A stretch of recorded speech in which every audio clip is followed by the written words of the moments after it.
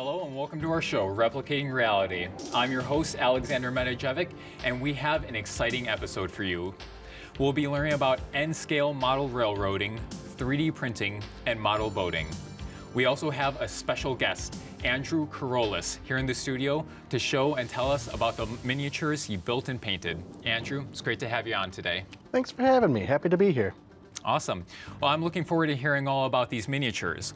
But for now, let's hear about how the Milwaukee N Southeastern Model Railroad Club replicates reality with their model railroad. After that, Brian Meninaw is going to tell us about his 3D printing hobby.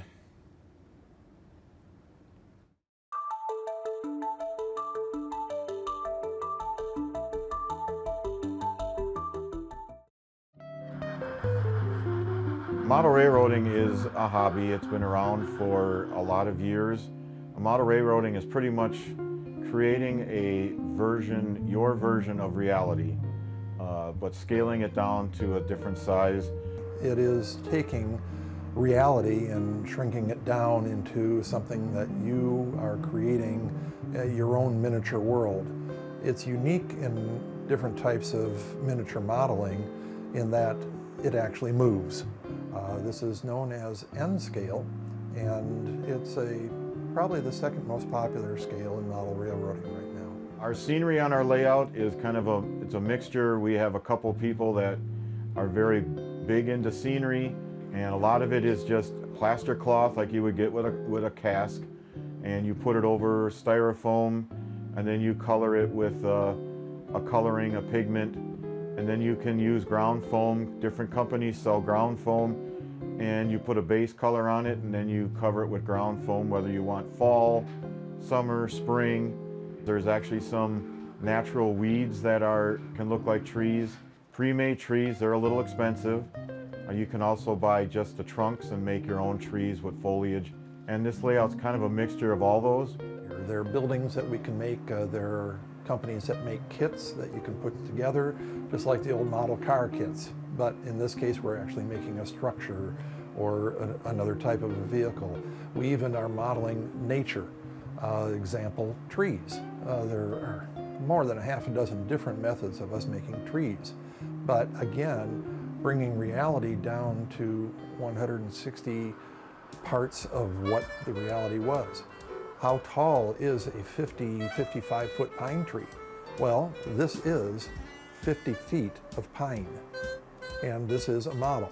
This is actually built by a company as a pre-made object, but we also can make them out of natural materials. Some we purchase as kits, some we purchase completely built, others we make completely from scratch. And that is where the term scratch building comes from. Water is a different thing to try to model. Obviously, we can't just pour water on there. I mean, it doesn't look, the physics of water at this scale don't flow like water would flow. You don't typically use real water. You use other things to emulate it. It can be as simple as painting lighter colors around the surface or edges of a stream and darker colors toward the middle, and then just simply coating it with a clear glue-like material just to give it a shine on the surface. It can be as simple as that.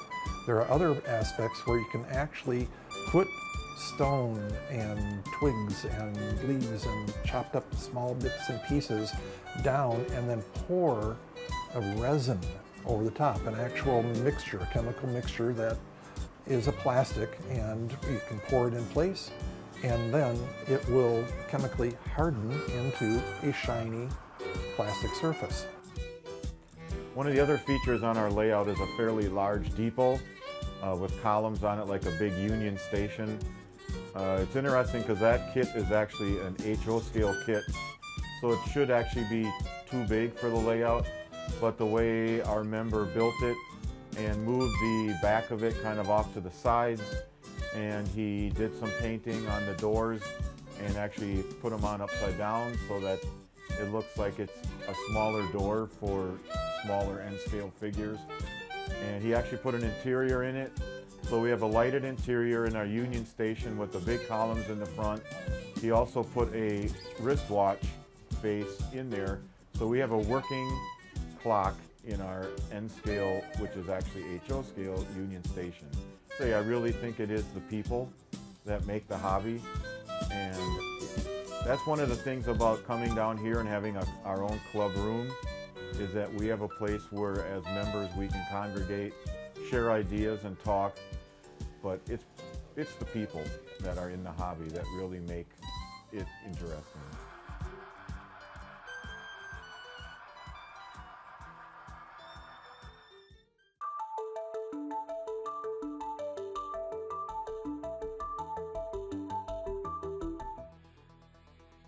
In order to kind of explain 3D printing as a general overall concept, what I would describe this as a process of creating essentially anything that you wanted to inside a digital environment, 3D software, 3ds Max, Blender, so many great 3D tools out there.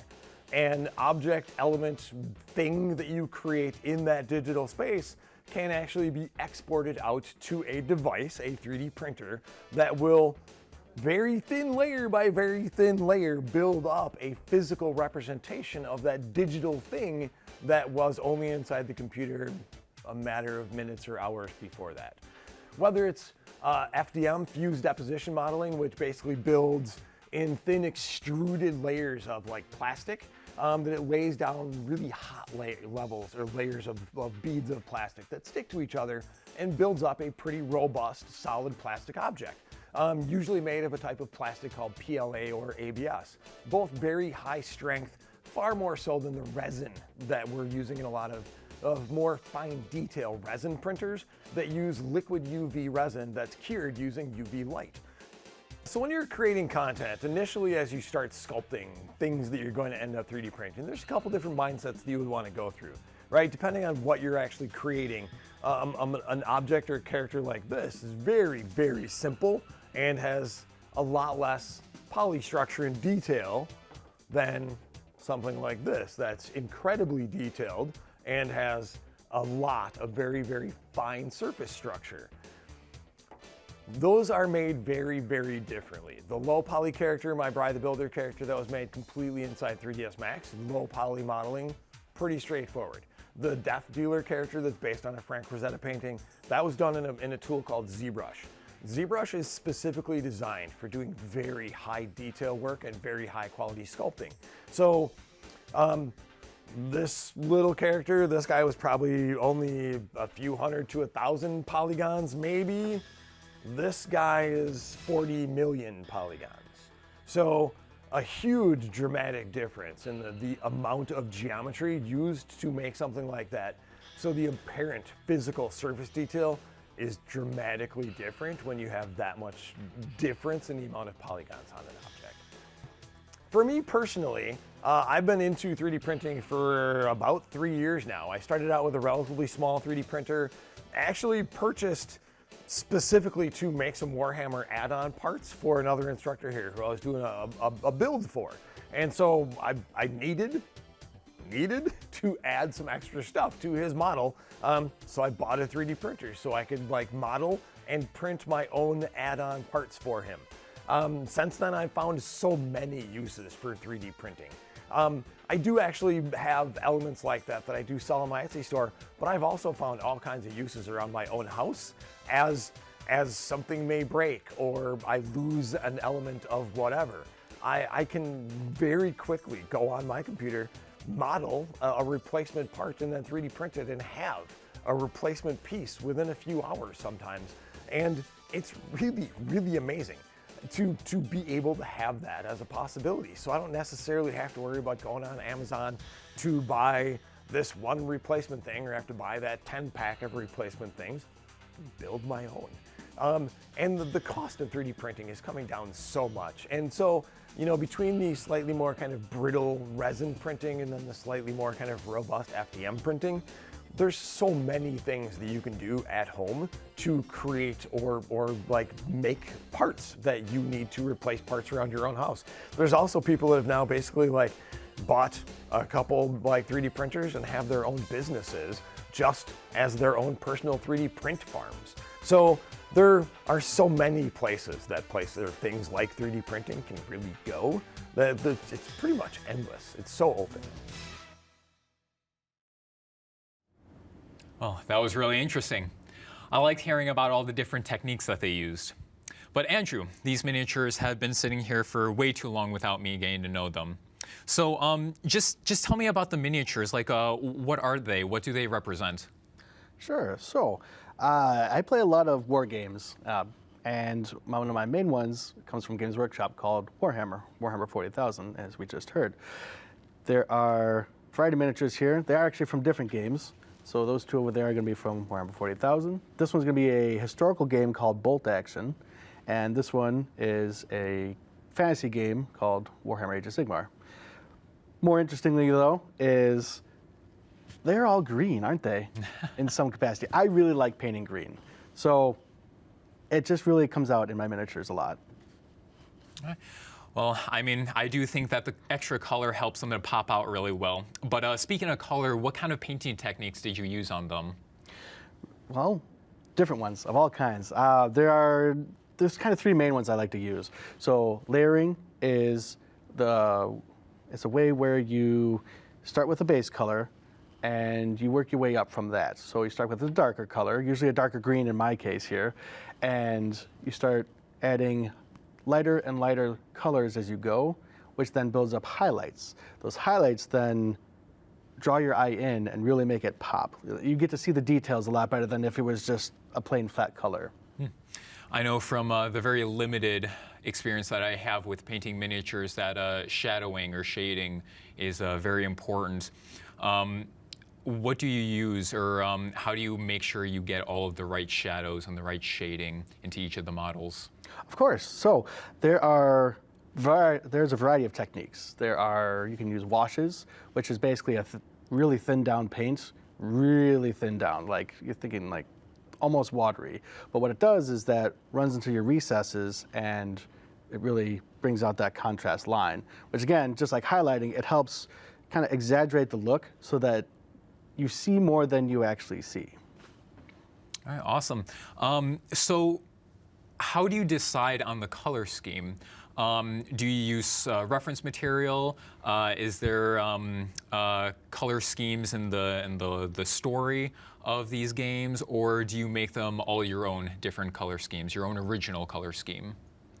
That really depends. So like with historicals, especially with this group here, I did a lot of research into finding out like what did the uniforms look like, what did the tanks look like, what insignia did they wear. I did try to match that as much as I possibly could because it was a break away from my normal of doing fantasy and sci-fi stuff. In those cases, you can really kind of go wild and really choose your own.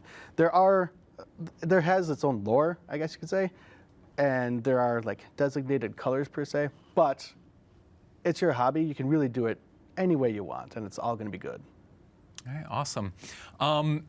So I know when it comes to like the more fantastical settings, right? Of course, there's going to be different, body shapes, different creatures that have to be represented in model form. But do you think that, say, these models themselves sort of are the perfect representation of these fictional, fantastical beings, or as close as we can get to them in reality, even though they're on the tabletop? They are as close as we can get because as well, they're used as gaming miniatures. So you're going to see a lot of play. There's going to be a lot of touching, a lot of moving. There's only so much detail you can really put into that before it gets a little too fragile and it might break during gameplay. Now, there are some models that do push the limits. For example, this guy here, he really is, he is attached by his cape to the wing of his creature. So it's not tenuous, like it is pretty sturdy, but you look at it and you're like, whoa, should I touch that? Should I leave it alone? So, yeah. I mean, that brings up a very interesting point. So from the limited knowledge that I know, when you do receive the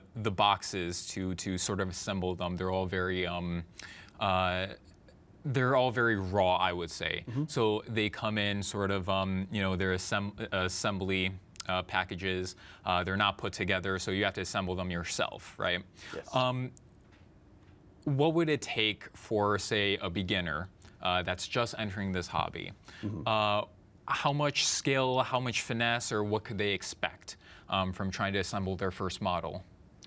Well, the good news is there are a lot of models out there that they're called easy to build because they're easier to build. Something like this is going to be very complicated, but an easy to build model, it comes with a much more simplified sprue of pieces.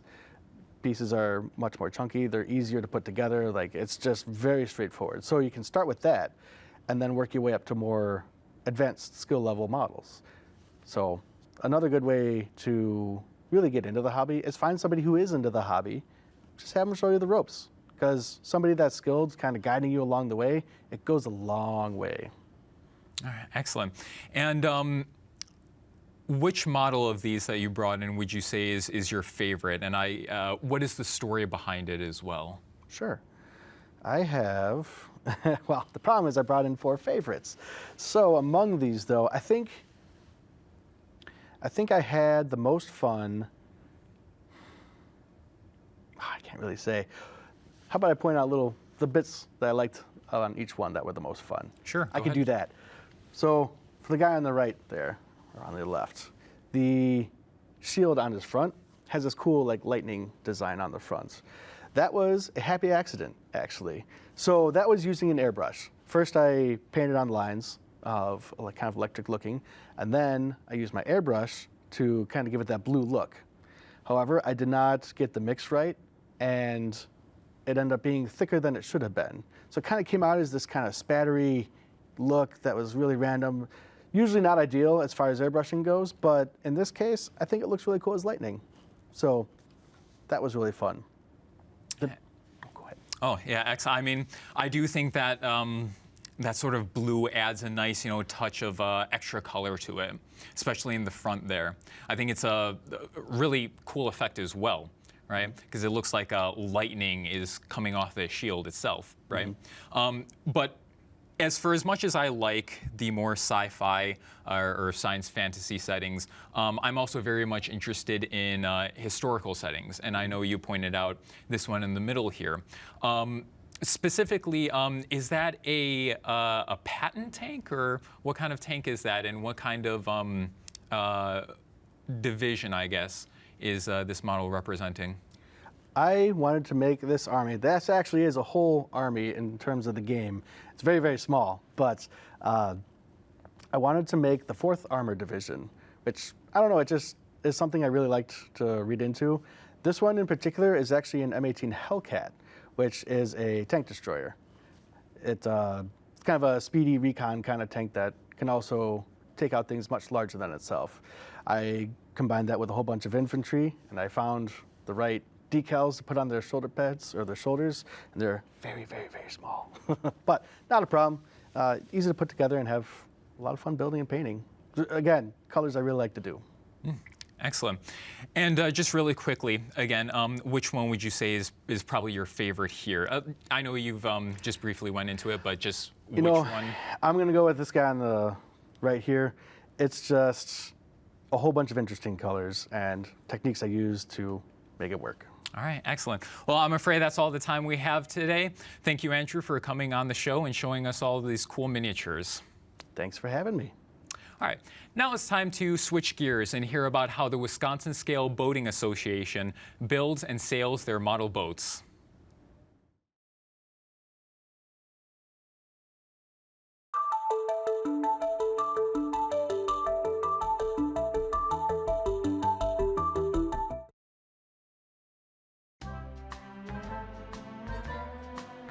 I got into this hobby probably in the 1990s, as I've always been interested in boats. I've been sailing with my parents on a sailboat in Lake Michigan, so my first radio-controlled boats were sailboats. From there, well, if you have a sailboat, you might need a boat to go rescue the sailboat if the wind dies, so you get your first power boat.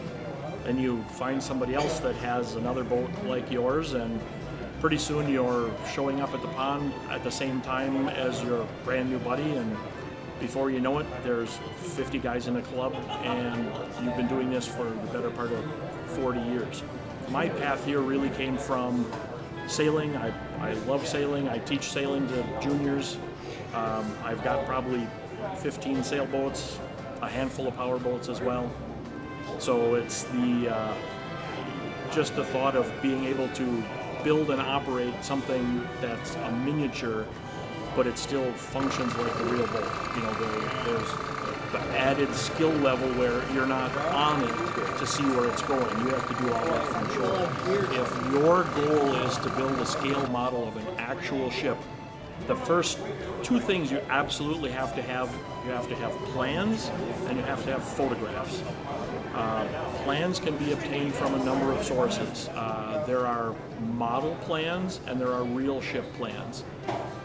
If you're able to get the plans from an actual ship through museums or the original manufacturer, you just have to remember that there are certain things you'll have to convert into model making dimensions.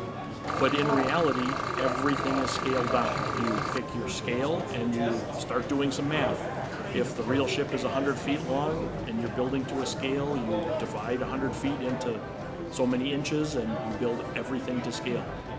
Knowing what things are and what they do on a real boat helps you build the model, because then you'll know what to paint it, how to weather it, make it look like a real boat that's been sitting outside doing work for a number of years. It really becomes obvious when you don't know those things, because they look more toy-like if you don't have that, if you don't have that down. Being that we attend this show every year, I try to bring different boats every time. As I said, I've got a number of boats. So right now at the end of the table, I've got 4 sailboats on display. They are typically built in the traditional way for sailboats. 2 of them are fiberglass hull. One of them is a plastic racing boat, and one of them is a fiberglass racing boat. Radio control sailboats are powered by the wind. They sail just like real sailboats do. So there are no propellers. You can adjust the sails and steer. So they have all the same settings that a real sailboat has. I also have a tugboat that's under construction right now that I got from a friend in the club. And he's an older gentleman who's got a lot of health problems, so it's going to get renamed in his honor, so that something that he started probably 4 decades ago can continue on. And again, you bring something different wherever you happen to go for whatever show you're doing. In this case, so we get a lot of families that come through here, so it's nice to kind of spread out a little bit and have a little bit of everything on display. This club has been in existence since the 1980s. Some guys like the camaraderie and the operation, so they're completely okay with buying a ready-to-run boat, charge up the batteries, throw it in the water, have fun on a weekend. Other guys have spent 10 years working on something that's still not done yet, because that's what you do. Very much like model railroading. You build a miniature world in your basement. It's never really done because you're always changing things. The room that we're currently meeting in, we meet in the evenings. We have an unlimited time there, so we can have a 1-hour presentation on airbrushing a model, on how you can make weathering effects, how you can do this and that. So keeping the skill of craftsmen alive is part of what we do, and we love to show it off. If you're interested in model boats but don't know where to start, the best thing to do is join a club. Find a club, find an organization, find somebody in your area that you can lean on for a lot of things. We can throw a shout out to the membership of this club. In today's day and age, with a lot of activities that are possible, this is still a very hands-on, crafty kind of thing.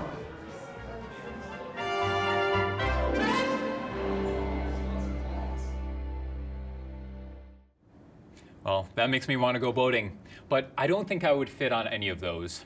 I would need one that's actual size. Before we go, Andrew, I have to ask, What models are you working on right now, and what do you plan on working on in the future? Well, I have actually some ship models in my future. They're very, very small, miniature size, even smaller than those. So that's one thing on my desk. I also have some more Warhammer 40,000 armies on my desk. There's always more of those that I'm forever going to be interested in. And yeah, I have a lot of gaming interest and a lot of models that go right along with it. Oh, excellent. Well, that's all the time we have for today's episode. Thank you again, Andrew, for coming on the show. It was great to have you on. Thanks for having me.